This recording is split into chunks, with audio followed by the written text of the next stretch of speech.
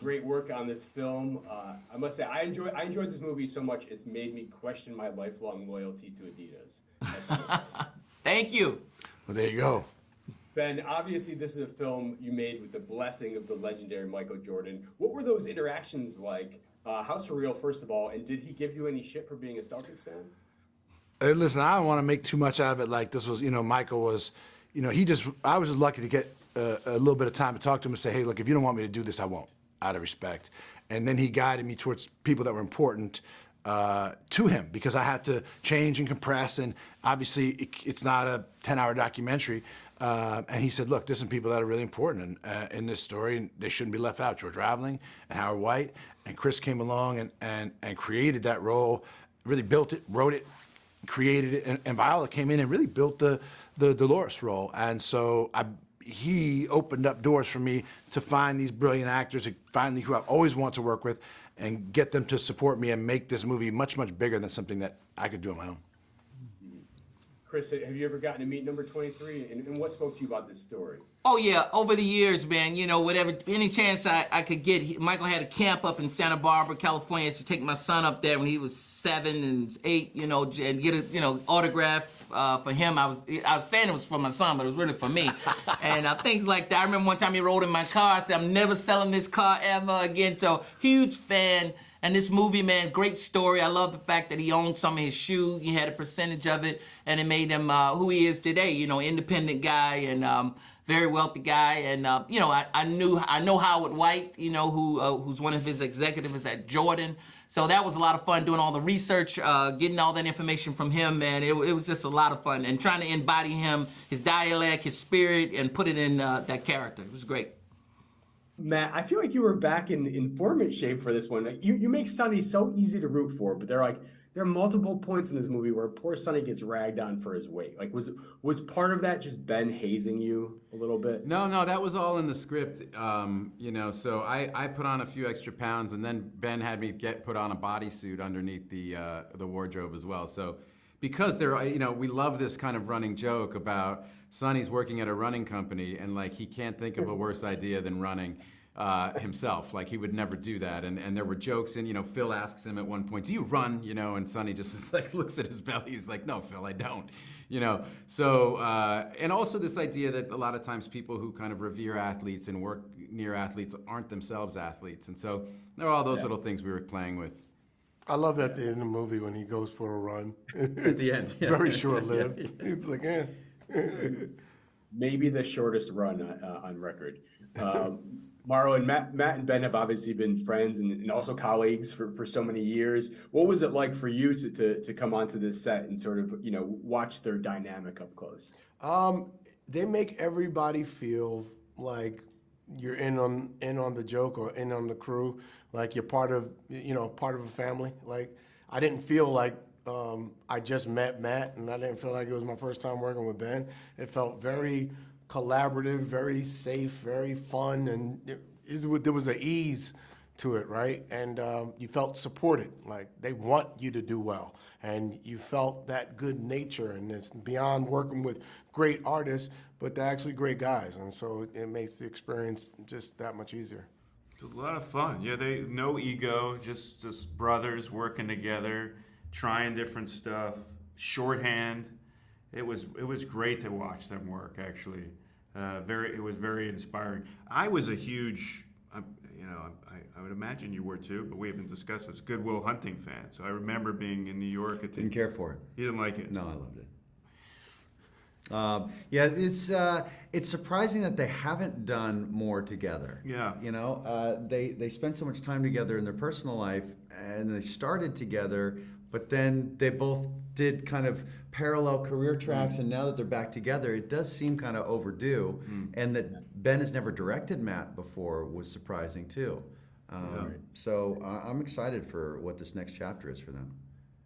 Ben, there is an actor who plays MJ, but we never see his face. What can you say about sort of what drove that creative? Yeah, Michael's just too famous and too meaningful and too important and too much of an icon to ever for me to believe that, particularly given that there's only a couple of moments in the film, that any actor could convince you that they, in fact, were Michael Jordan when he is so very much, his silhouette is recognizable around the world. And so I thought that it was actually more interesting that he exists above and outside, like a kind of in the clouds above everybody, and that's everyone around him. And also I'm mindful of the fact that this is not like the Michael Jordan story. We didn't go get his rights. He didn't get paid like, hey, we're going to tell your story, your childhood, your thing. This is not that. And so I didn't think it was really appropriate, frankly, to use that or to tell that this is a story about other people. It's a sort of a fable using that story, and I just wanted to be, you're fucking around with an extremely important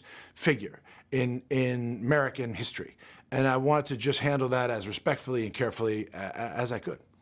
Chris, I got to ask you about what's probably my favorite scene in the whole movie. You just blowing a gasket while ripping into Matt Damon's character Sonny during a phone call. There's F-bombs. There's talk of herpes, of eating his balls. What can you say about filming that? Was Matt even present or on the other end of the line? It's usually that's the case, but because it's a Ben Affleck film and he's a great filmmaker, he was smart enough to have Matt and I talk to each other at the same time. So Matt and I were down the hallway from each other. And so Ben could go back and forth to each of our rooms and give us direction, and we could overlap and, scream and play. Much more fun to do it that way rather than, like you said, you call the actor and the phone keeps disconnecting. Did you guys have to hug it out afterwards? We did. We laughed a bunch. It was just fun.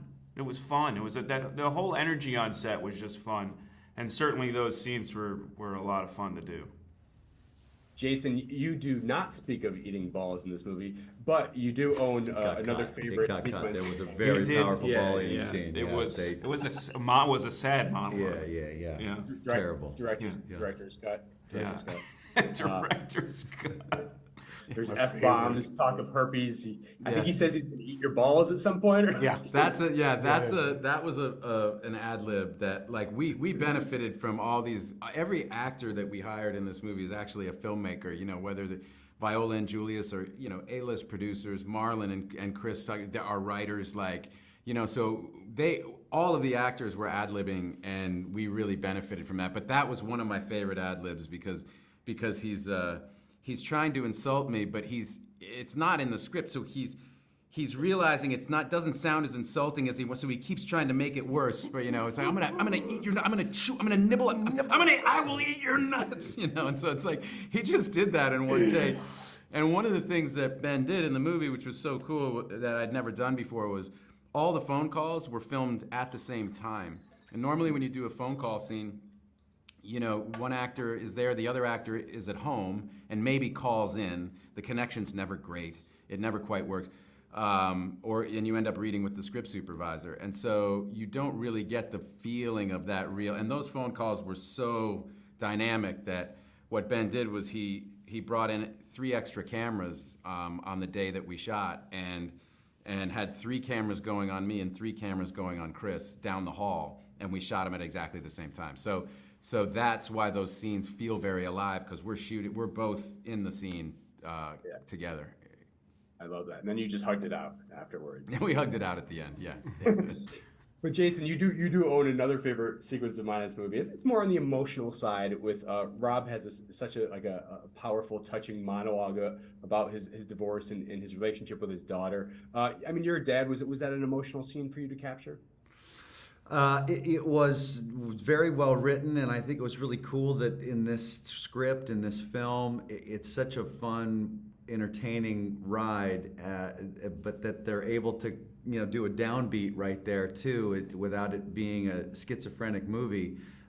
It's just Ben did a really, really good job in shaping this film and putting it all together and kind of having it go fast and then slow and then happy, then sad, and all of those things. There's not a lot of filmmakers that can do that. The movie ends with a definitive statement. Michael Jordan became the greatest player of all time. Not to get too controversial, but you guys both agree, is this fact? Is there any question he was the GOAT? I put that on the screen, man. So Yeah, I think so, man. He was a phenomenon. Yeah, it was a change, a shift in the NBA and in the whole culture, the hip hop culture, everything at that time. So I think he's one of the greatest. And till that happen again, he's the greatest. Yeah. I totally agree with you. Yeah, I'm not sure it's even close. But I guess people can make a case. But for me, no. Just watching him, I don't know what the numbers are, but just watching him, just his grace and agility it's sort of like ballet what that guy does out there. So I loved it.